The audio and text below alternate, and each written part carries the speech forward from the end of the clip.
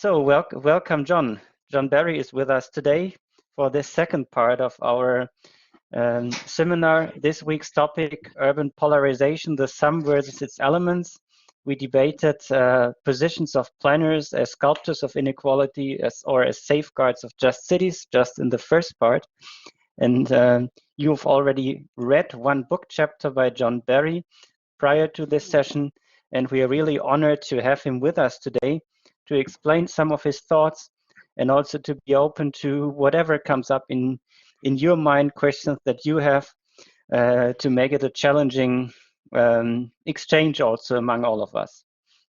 That said, I think John Barry can introduce himself very well. It's good to have you in our digital environment here. That would be a bit more difficult to get you to Groningen for a 2-hour talk. So we are really honored to have you here. And I will give you the floor to you for some introduction and then also your part. That's great. Thank you, Christian, and good afternoon, everybody. It's lovely to be virtually with you. So greetings from Ireland. It's a very cold but sunny day here. And of course, one of the issues that we may want to reflect upon is what are the lessons for planning, perhaps, from the pandemic? While I'll be talking a lot about post-growth and carbon and the ways in which the planning discipline and profession has been pro-growth and implicitly based upon carbon sources of energy, particularly in the management of our spatial urban design, it's also good to reflect upon the reason on how we're engaging like this today is that the pandemic has taught us a lot of lessons in terms of, are there indications that in responding to the pandemic, working from home, reducing travel, and so forth, that actually some of these habits we should continue as we come out of the pandemic. And then the other issue is, and maybe this is a debate in the Netherlands or elsewhere, that as we come out of the pandemic, we should build back better. In other words, not seek to return to the pre-COVID economy or the pre-COVID planning discipline system and so on. So I'll touch upon these issues mostly around growth and carbon energy, but also keep in mind the pandemic and what are the lessons that we can perhaps learn in terms of this teachable moment of what we're all experiencing. So what I'm going to propose to you today, and I should say I'm a professor of green political economy at Queen's University, Belfast. I'm the co-chair of the Belfast Climate Commission, the only city-level climate commission on the island of Ireland. I'm also a recovering politician. I was a Green Party politician for 7 years and still very much a political activist. So I make no claim to be impartial. At least what I can offer you today is I'm going to be honest with you about my own position based upon my reading of the evidence, a sense in which planning, I think, needs to reconfigure itself to create a low carbon, green, flourishing, less unequal society. And particularly, as I'll say, once planning begins to let go of its commitment to growth, I think many things are possible in terms of a different type of planning system that is fit for purpose for the Anthropocene, this age we're now living in, at the age of the human. So my provocation is, and again, this is largely drawn, I'm not a planner, I'm a political economist, a heterodox political economist, but I have taught on planning modules and I've worked with planners over my career. So I have some understanding of the planning discipline. And my own view is that planning is currently serving orthodox GDP economic growth. But there are other possible objectives for planning, and that's something you may want to think about. Well, if it's not growth, competitiveness, inward investment, orthodox employment, and so on, well, what could be the other elements of a post-growth planning system? And my basis for raising the post-growth question is based on science, particularly the climate science, but also on social science and the normative value of creating a less unequal society. Because the argument I'm making is that orthodox economic growth, and I'll explain what that is in a moment, is at the moment is ecologically unsustainable. It is increasing energy use, even as we have the rhetoric of circular economy, green growth, and so on. The demands upon the planet are increasing. I would also make the claim that growth itself is replicating inequality. So our societies are becoming, or at least maintaining their levels of inequality, even as the economy is growing. And actually, if you look at measures of human flourishing or well-being, many of the societies in Europe, we have passed the point where orthodox GDP growth is actually making people enhance their well-being. So these are the main propositions that I'll be discussing today. So here's a nice visual representation of the challenge.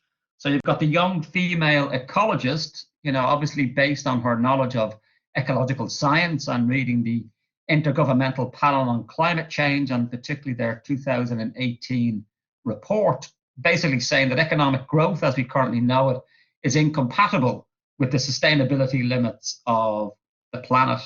But you then have the business people all in their nice suits, not looking ahead, looking behind, criticizing. And in many ways, this represents the kind of green, or at least the radical green movement, which has for many, many years questioned the commitment to carbon-based, because often, or as I'll argue, that current orthodox GDP growth is based upon coal, oil, and gas to a large extent. It's also based upon capitalism, which is in itself demanding of more growth than we had last year. So both carbon and capitalism are the problems we have to deal with. And therefore, where does planning sit in relation to carbon energy? How does a move to a renewable energy future change what planning is about in terms of urban planning? Or, for example, just to put it out there, why is it we don't see a lot of stress within planning on integrating spatial planning and energy planning? Energy planning is not usually often seen as a part and parcel of a discussion of spatial planning, whereas I think that's what we're going to have to do in the decades ahead. We have to integrate spatial and energy planning. But then more controversially, where does planning sit in relation to capitalism? Is it content to simply accept capitalism and support it? Is there a public good function of planning, going back to its origins, but certainly in Britain and elsewhere in the welfare state? There's a political element of planning. It is to create a less unequal society, to spread out the benefits of modern society to more and more of our citizens. So therefore, if capitalism is preventing the enjoyment of the good life for more and more people, if planning does not question its commitment to capitalism, is planning then replicating inequality, social exclusion, even if planning moves to be low carbon? So here's the provocative question. Do you want to be unemployed and in an unequal society powered by low carbon energy, or do you want to be unemployed and live in an unequal society powered by renewable energy? It raises the issue that it's not just the energy issue that we have to look at, but also about the distribution of costs and benefits of wealth and so on within society. And the proposition here is, this is Kenneth Boulding, one of the kind of godfathers, if you like, or founders of green ecological economics. And this is a statement he made back in the 1960s, so over 50 years ago. And it's this idea: how can we have infinite growth? That's what exponential means, that you increase year upon year. How can we have infinite growth of the economy on a finite planet? The planet isn't growing. So how can the human economy, which is a subsystem, continually grow? So are you either a madman or indeed are you a planner? What does a post-growth planner look like? What does post-growth planning, what are the features of that particular development or evolution of planning beyond orthodox economic growth? These are pictures taken from my home city of Belfast, and I think for some planners, they would laugh and they would smile and say, brilliant, this is exactly what planning is about. It's about bringing construction, creating new buildings, bringing inward investment, creating employment and jobs. And I have a question around that in terms of, if that's the only direction of travel, if that's your only objective, looking at this image, if you like, of a good planning outcome tells us nothing about the quality of the jobs. Are those jobs well paid? Are they unionized? Are they precariously employed workers? Is that cement carbon neutral, for example? Because, as most of you would know, carbon has a heavy cement has a very heavy carbon footprint. How many local jobs are displaced by bringing in inward investment? Did local wages have to be suppressed to attract local investments? There's a whole range of ecological, political, economic, and other issues we need to look at, rather than seeing, cranes on a skyline as evidence of a booming economy. Because often when we see this type of development, it doesn't benefit everybody in a society. What about people who perhaps lived in these areas, who were maybe displaced as a result of this new development, when we know that many urban spatial developments are about displacing often working class or minority communities from areas that are seen as desirable now for capital, for commercial sites, for shopping centres, for airports, or whatever it is. So there's often conflict and injustice behind this nice shiny scene that we see before us. And some of the evidence that I bring as to why I question growth is both social science, but also from climate science. The first one is from social science, a book I'd encourage you all to read, or Tim Jackson is the author of Prosperity Without Growth. He's got lots of TED Talks and YouTube talks, and he's a very, very engaging speaker on this issue. And what he's arguing for here is that growth is the main feature of most capitalist economies in Europe, North America, Australasia, Japan, but also in India and China, Brazil, these emerging economies, all aiming for orthodox economic growth. But his argument is that both this is a principal feature of the modern capitalist economy, but it's also extremely dangerous from an ecological point of view. And you could say that it's both ecocidal. So you've heard of genocide in terms of the deliberate, eradication of a human population or group. But ecocide is around destroying the life-supporting systems of the planet. So you could say economic growth in this view is around destroying the life-supporting systems of the planet, but we call it growth.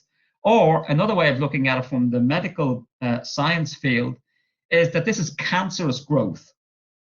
I mean, growth as a term in English, and I don't know what it is in Dutch or German or your native language, but in English, and I'm sure it's the same in your native language, it has a positive connotation. Growth means development, maturation, something growing up. We see plants grow, we see children grow, we see movements grow, and we say, yes, that's good. But the point is, beyond a certain point in medical science, growth becomes cancer. I mean, in some respects, many cancers are where growth of an organism becomes so great that it begins to be negative for the host. So that's what I mean by cancerous growth. Growth for its own sake is, in many respects, the ideology of cancer. The evidence on the bottom is more straightforward climate science. And I'm using here an article by Kevin Anderson and Alice Bowes. And you can see there what they say. Annex 1 nations are the developed, the rich countries in the world, and Annex 2 or non-Annex 1 are the global south, those in the developing world. And he's arguing here, or they're arguing, that from a purely scientific point of view, growth is incompatible if we want to stop dangerous climate change. Now, they say it's a temporary period, and they call it, I think it's an unfortunate term, austerity. Given how ideologically loaded that term is, I think you're better talking about post-growth or maybe degrowth. But the point is, the economy cannot continue to continually consume resources, produce greenhouse gas emissions, and have that throughput of the ecological metabolism of an economy, particularly based around cities, because cities are the major drivers of the global economic system. And therefore, the question is, what's the role of planning? Is the role of planning to facilitate this cancerous growth, or is it to act to disrupt, to try and move beyond an ecocidal growth-based economic model? And the reality is that, and again, I'm using the example here from the Royal Town Planning Institute. This is the UK's premier planning body. And you can see it there, that they're questioning the pro-growth bias of conventional planning.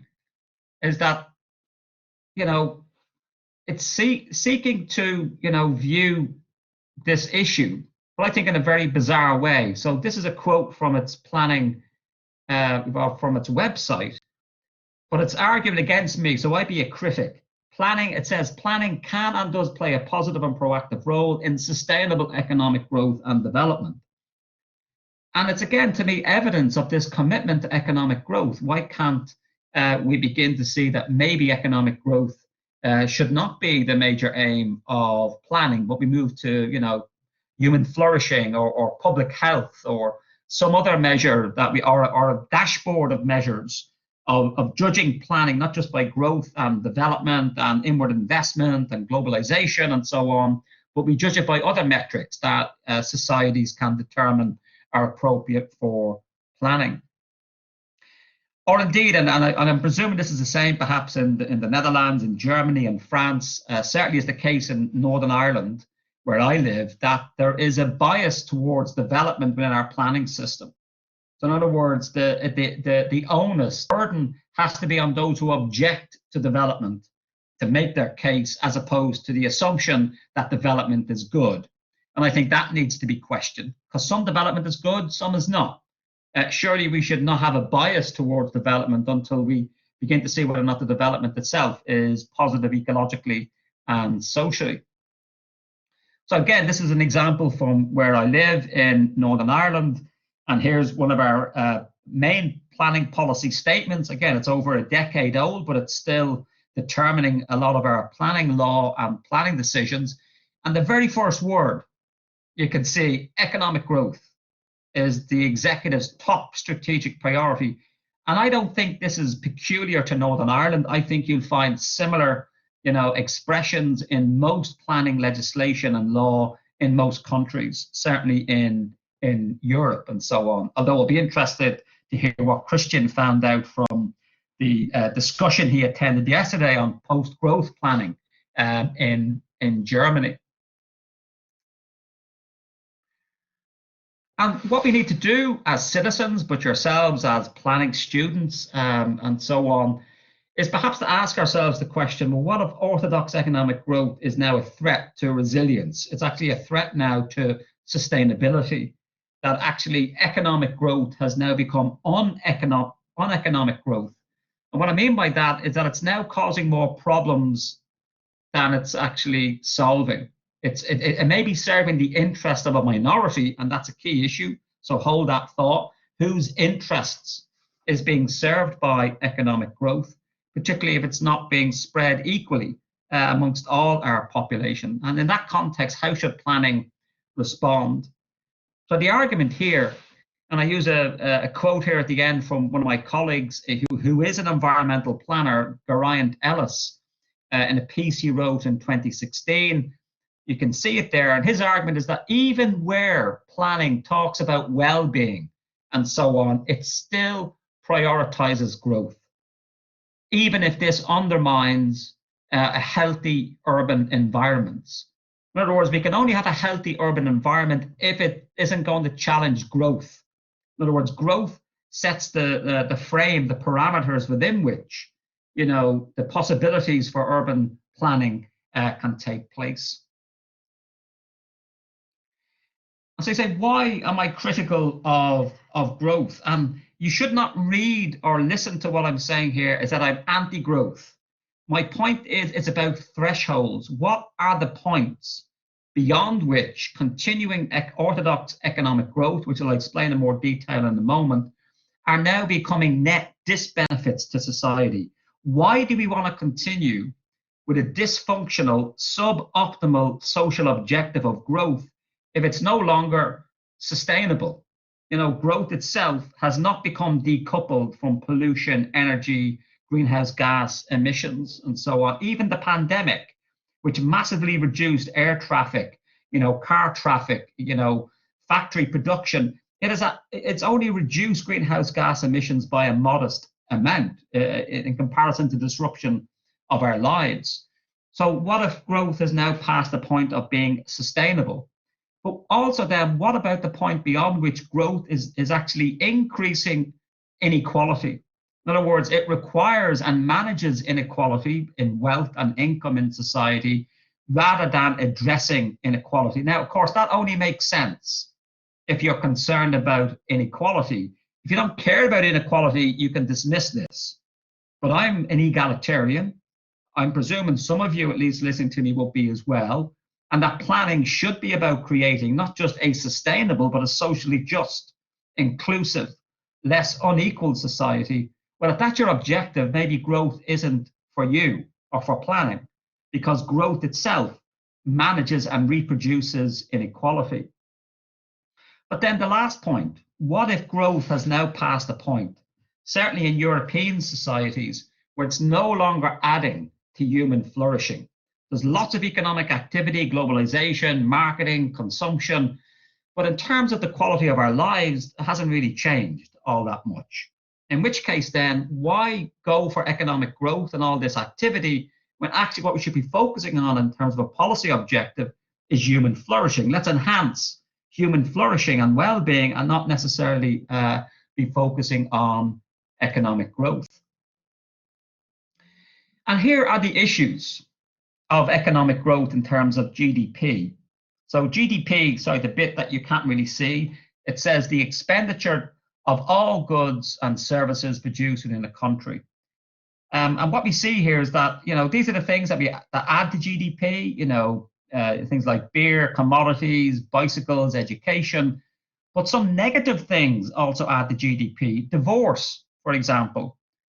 That is brilliant from a GDP point of view. Terrible, you could say, for society and for the people involved, except, of course, if it was an abusive relationship or something like that. But what I mean is that now, rather than one house, we need two houses or apartments. If there are children involved, well, maybe now they need two sets of toys. Whereas before, maybe the couple had one car, now they need two cars. All of this ching-ching adds to GDP. So divorce is actually positive from a GDP point of view, even though we can say it's a social negative on balance. Strangely, even pollution can add to GDP. Yes, it can have an impact on the environment, and it reduces tourism or, say, fishing and so on. But actually, it can add to GDP in terms of the lawyers, the litigation, the campaigns that are generated around pollution and so on, and cases. It can actually add to GDP. And then, sadly, the last point, the more gas your SUV uses picture. Wars add to GDP. You can look at, most of the evidence is in America, but you can also see it in other European countries. That American GDP increases whenever it goes to war. The mobilization of its resources, companies like Lockheed, supplying the military-industrial complex, adding to American GDP, applying more people. So wars actually are good for business. But then what's missing from GDP? The unpaid housework of women, the work that goes on in our communities in terms of volunteering, that doesn't get included in GDP, or the work to keep our democracies going. All of this work, because it's non-monetary, because it falls outside the market system, doesn't have a cash value, and therefore it doesn't get recognized. But the thing is, if women were to stop, and it's mostly women, there are, of course, some men, but still largely in our sexist, patriarchal society, it's mostly women who still do that reproductive labor in the home. If women were to stop providing that free service, our societies wouldn't function. In other words, the contemporary capitalist, carbon-based growth economy is dependent upon the unpaid labor of women. in terms of all the work that goes on in the home but doesn't get paid, and so on. So here's an overlap between feminist arguments and ecological arguments in terms of challenging orthodox GDP. And this leads then to the condition our condition is in, particularly for you young people. I'm presuming most of you are, well, you're probably certainly younger than me, and I'll read that in case you can't read it yourself. Why is it easier to imagine the end of the world than the end of capitalism? You know, for a lot of our young people, and not just young people, we cannot even begin to imagine a world outside capitalism. You know, just think about it even in terms of our popular culture. We see more movies that are apocalyptic about, you know, usually it's an ecological catastrophe of some sort. We don't really get movies even around a post-capitalist future. It's almost as if we're stuck within this iron cage that we can't change it. And I think that's deeply interesting on the one hand, but also deeply worrying. How did we reach a stage of development where the institutionalization of one way of managing and organizing the economy, that's all capitalism is, it's just one way of understanding and organizing the economy. How has this become the only way? Well, one example of this, and some of you may have experience of this, if you have ever studied economics at high school or at university, you have been taught capitalist economics. It usually goes by the name of neoclassical economics, but it's a pro-capitalist form of economics. Most students of economics don't get taught Marxist economics, feminist economics, African economics, post-growth green economics. And therefore the question is why? Surely, certainly at university, it should be about variety and debate and so on. But it's curious, to say the least, that most universities only teach capitalist neoclassical economics. And that's why I would say, if you've ever studied economics, what you've been subject to is ideological indoctrination. You've been taught just one way. This is the way you manage the economy. Rather than you being presented with, well, here's one way. It has these features, it has these advantages, but look, here are some other ways we can organize the economy. And ask yourself the question, why is it we don't have this debate? Why is there a lack of variety in our understanding of the economy and economics? This is particularly important for planning because most planning as a discipline is based upon neoclassical economic thinking, cost benefit analysis and so forth. Well, that's okay. That's just one way of organizing. But there are other ways, other metrics we could be using in terms of judging different planning decisions. To switch now, if you like, from capitalism and growth, and thank you, Teresa. Yes, I think the capitalist scene from Jason Moore is a very good way of describing what we're in now.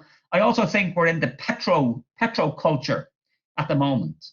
And this is what this image here is about, is that we're in this brief age of fossil fuels, which is not going to last too much longer because A, it's finite. When you burn a barrel of oil, that's it, it's gone. Or a bag of coal, it's gone. But also, it has the other unfortunate feature, is that when we burn coal, oil, and gas, it's causing carbon dioxide, which is the main greenhouse gas, which is then resulting in climate breakdown. And this, again, where does planning sit in this? I would say planning is still stuck in that small era of fossil fuel bases. I think there are elements in which it's coming to low carbon and renewable energy, but I still think a lot of its thinking is not just based on capitalism, but also based upon carbon.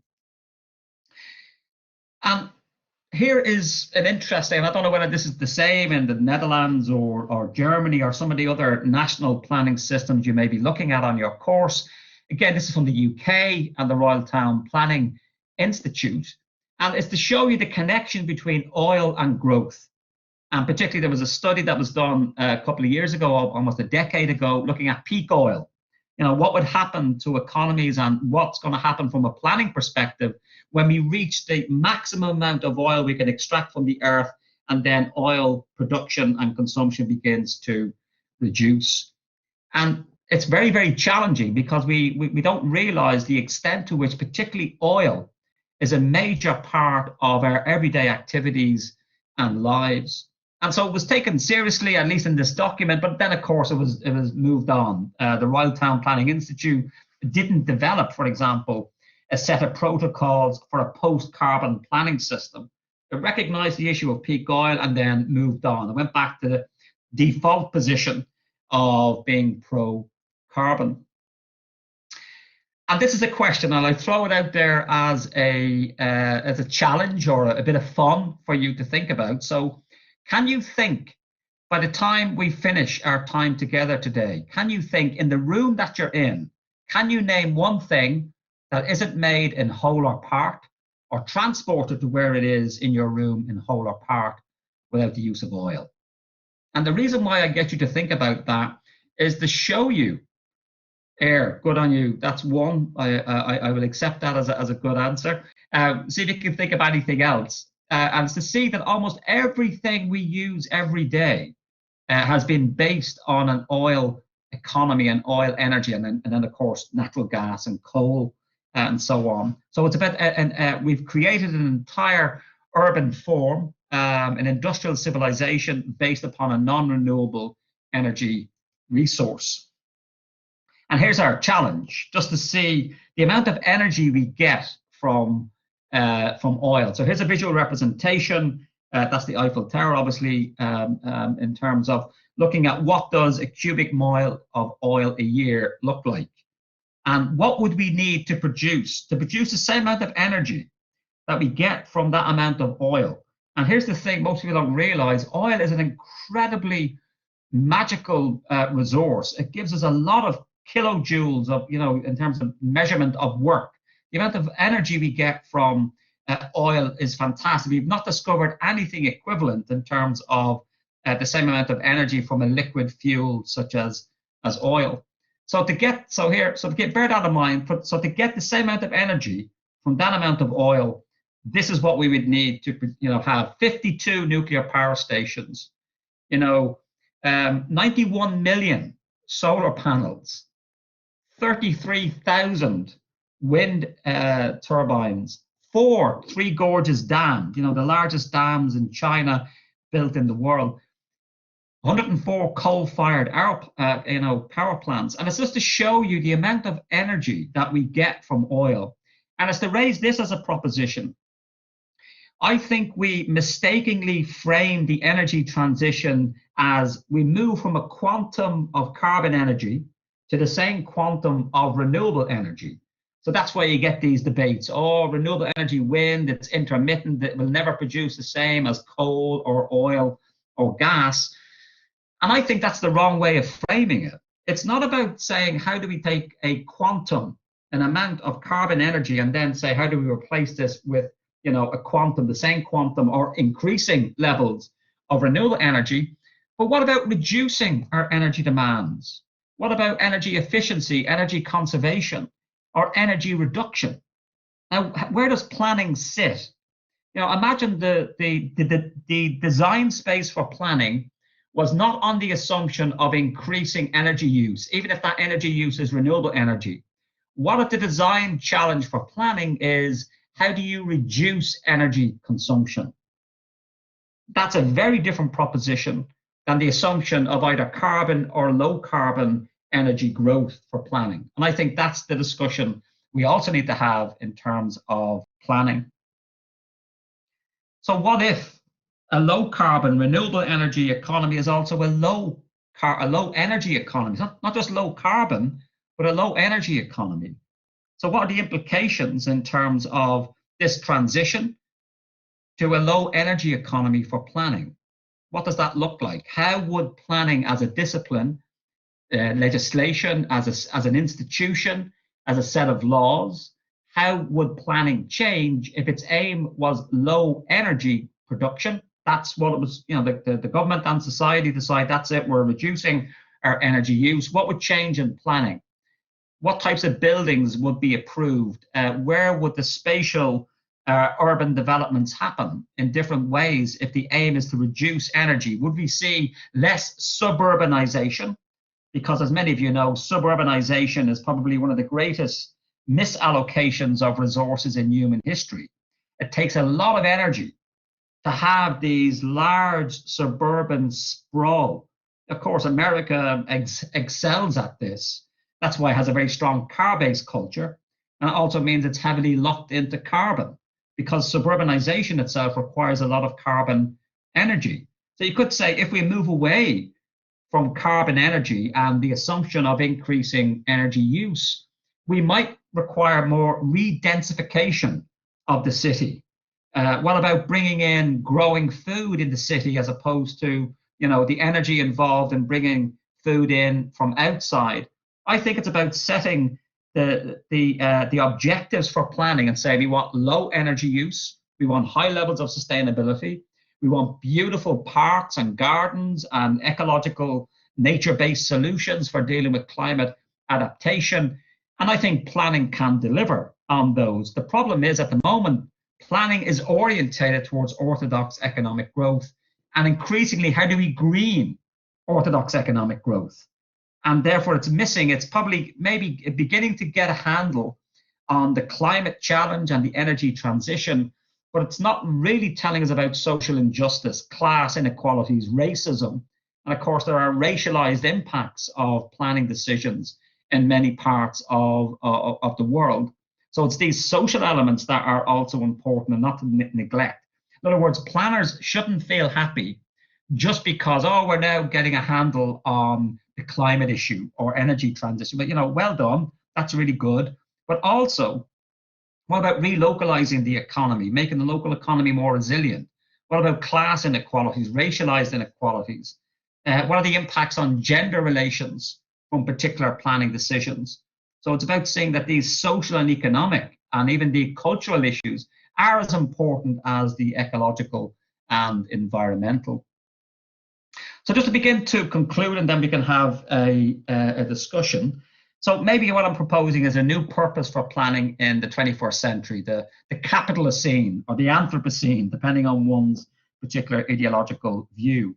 And it's one that focuses on human well-being and other objectives like public health, for example, beyond GDP, and its ideas of competitiveness, foreign direct investment, globalization, and so on, and also moving away from a carbon-based system.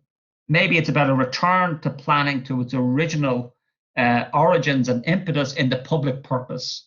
Its origins in the kind of welfare state, the sense in which the state's first duty is to protect its citizens. What is planning doing? Is it protecting its citizens? Is it making our societies more socially inclusive and climate resilient?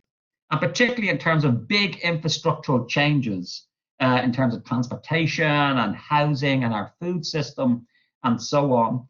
And it is about saying that, I don't have time to go into it, and I don't know whether you touch upon this in your course, but there is an interesting discipline of socio-technical transitions, actually has its origins in the Netherlands, which I think are very useful in terms of looking at the different scales and the temporal dimension of large-scale transformations in our society, which I think you could use not just for analyzing and indeed criticizing what I'm telling you today, but also looking at other issues that you may be studying in planning. So I'd certainly encourage you to check out that socio-technical transitions literature.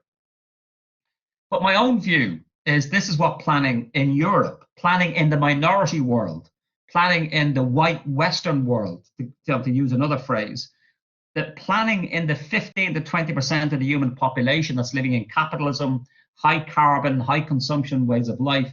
I think Wilkinson and Pickett, two epidemiologists, so they're not actually economists, they're people who look at the medical statistics of a variety of different, features in a society. And they argue in their book, The Spirit Level, which I encourage you all to read, is that essentially the bit to focus on is the bit that I put in bold, that in rich countries such as most where we live, France, the Netherlands, Ireland, Britain, Spain, Italy, these are rich countries. We don't need any more growth. In fact, what the Netherlands needs, for example, is not more growth, it's more redistribution. It's already rich enough. The problem is it's not distributed to everybody equally. It's the same in my own society. So you begin to see that when you start questioning growth, you say, why do you need growth? When actually we're wealthy enough as we are already. The problem is it's maldistributed. And the issue here is, what's the role of planning in helping in that redistribution of wealth, employment, and other opportunities? And one alternative to economic growth I'm just going to give you, there are others, I'll just, for reasons of time, I'll just give you one. One is economic security. So replace economic growth and consumption and consumerism with economic security. And I take this from a study done by the International Labour Organization many years ago, based upon empirical evidence and multi-country case studies. And you can read it there. The bits to pick out again are the bits that I put in bold. Is that absolutely the most important determinant of national happiness is not income level. So that's a really important issue. It's not income that's the most important feature. You know, there is a positive association, so that when you're very poor, having more money absolutely improves your life. But what they say is, based upon their empirical evidence, the key factor of national happiness is the extent of income security. So that's state-backed policies of income security, income protection, and income inequality. So the more unequal your society is, the less economically secure people are. The more, equal a society is, the more economically secure its people are, is the basic argument here. So why don't we replace economic growth with economic security and begin to tackle lower, socioeconomic inequality? I mean, some of you may be familiar, and I'm sure it's already in your own minds listening to me, that somehow technology would enable us to continue growing while we decouple that growth from ecological damage, greenhouse gas emissions, and so on. And I'm not a Luddite. We will need technological innovation, but there is absolutely no empirical evidence that the technological innovation required to meet the targets of tackling both the ecological crisis, and just to remind you, we're now living through the 6th mass extinction of life on the planet, and also dealing with the science-based targets for tackling climate change. So rather than decouple continuing economic growth from resource use and pollution, why don't we, and this is a particular challenge and provocative challenge to planners, why don't we decouple human flourishing from economic growth? So rather than decoupling growth from ecological resources and pollution, why don't we decouple human well-being and flourishing from economic growth? And what is then the role of planning in that, if it does have a role? So some questions to think about then. So what does planning look like in your view, if it's based on achieving decarbonisation and a shift to low carbon, or indeed a low energy economy?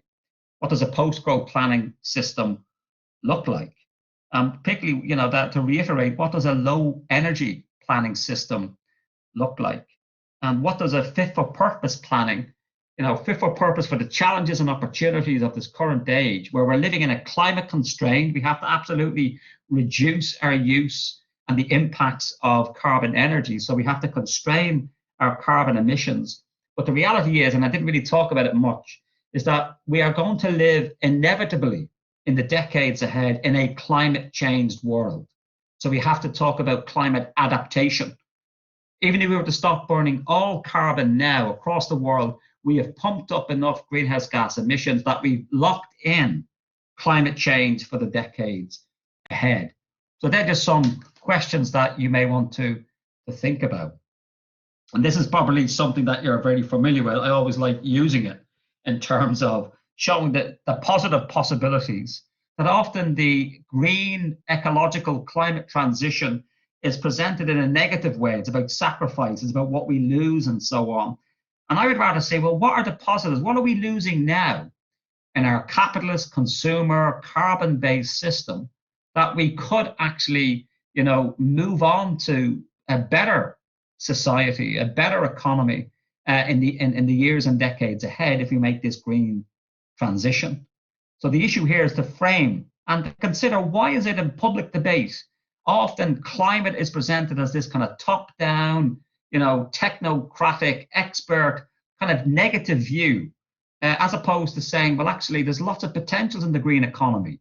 Maybe reduce the working week, maybe have a basic income, maybe have basic services, maybe have more libraries, more public transportation, rather than private automobiles or people involved in private consumption. And that's what I encourage you to do as planners. What are the benefits and potentials, positive dimensions of this transition to a post-growth and post-carbon economy? So I'll leave it there, and I'm more than happy to take any questions or comments. Thanks, John. Thanks for visiting us here digitally in Groningen in the Netherlands. It's great that you are able to make this way. I'm actually not sure if it's better for our carbon footprint to do this all digitally than by moving here, but that's another question that I will leave out for now. Many thanks for your talk.